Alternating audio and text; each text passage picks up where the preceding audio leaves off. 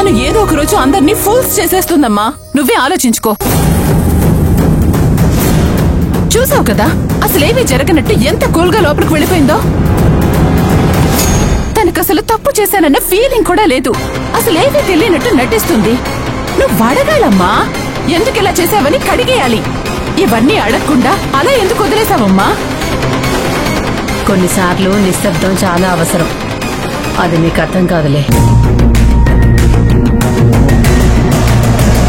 నువ్విలాగే అంటూ ఉంటే తర్వాత నీ మాట ఎవ్వరూ వినరమ్మా. అప్పుడు నువ్వు పశ్చాత్తాపడాల్సిన పరిస్థితి వస్తుంది. తను తప్పు చేశానని తను తెలుసుకుంటే తనే వచ్చి క్షమాపణ అడుగుతుంది.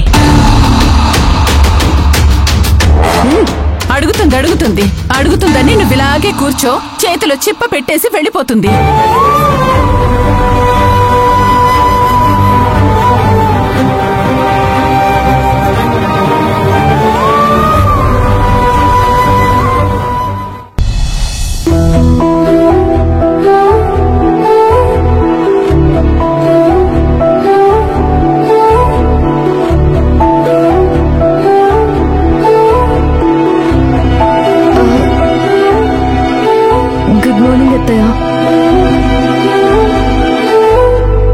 గుడ్ మార్నింగ్ వదినా.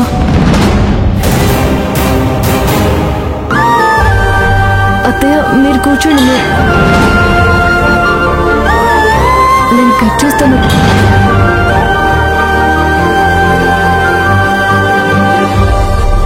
వదినా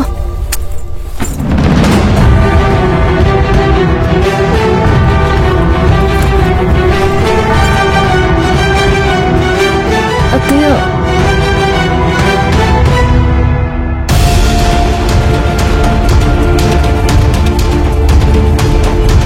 ఏమైంది అత్తయ్య? ఏం లేదమ్మా, ఇంట్లో పనిచేయడానికి మేము ఉన్నాం కదా, మళ్ళీ నీకెందుకు శ్రమ? అబ్బా, మొత్తానికి అమ్మ ఫామ్ లోకి వచ్చింది. ఇప్పుడు ఆట మజాగా ఉంటుంది. ఏంటి ఇంకా అలాగే నిలబడ్డావు? వెళ్ళి కూర్చో. నేను టీ చేసి తీసుకొస్తాను, తాగేసి ఆఫీస్కి వెళదువు గాని. వద్దత్తయ్య, ఇవన్నీ నేనే చేస్తాను, మీరు కూర్చో. వద్దమ్మా, నువ్వు మహారాణివి, మేమంతా ఉన్నాం కదా సేవకులం నీకు పని చేసి పెట్టడానికి. అత్తయ్య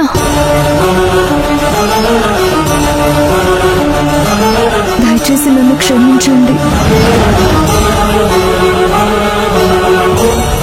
అయ్యో, నన్నెందుకు క్షమించమని అడుగుతున్నావు? అంత పెద్ద తప్పు నువ్వేం చేసావని? మీరు కోపంగా ఉన్నారని నాకు అర్థమైంది అత్తయ్య. నేను అలా చేయకుండా ఉండాల్సింది. కానీ నిజానికి నిన్న పరిస్థితి అలా ఉందత్తయ్య.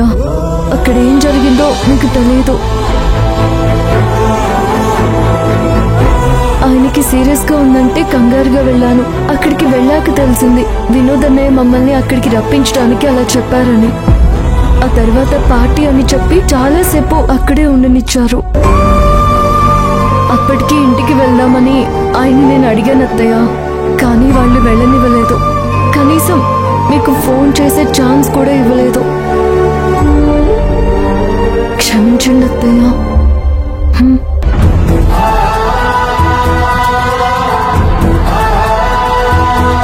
మీ కోపంలో అర్థం ఉంది అత్తయ్య. మీకు తిట్టాలనిపిస్తే తిట్టేయండి, అంతేకాని ఇలా మాట్లాడకుండా ఉండకండి. ఈ ఇంటికి వచ్చిన దగ్గర నుండి నేనెప్పుడు మిమ్మల్ని ఒక అత్తయ్యలా చూడలేదు. మా అమ్మలాగే అనుకున్నాను. అమ్మ మాట్లాడకపోతే బిడ్డ ఎవరితో మాట్లాడుతుంది అత్తయ్య?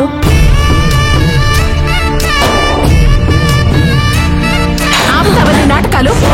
అంత బాధగా ఉంటే నిన్ననే సారీ చెప్పాల్సింది.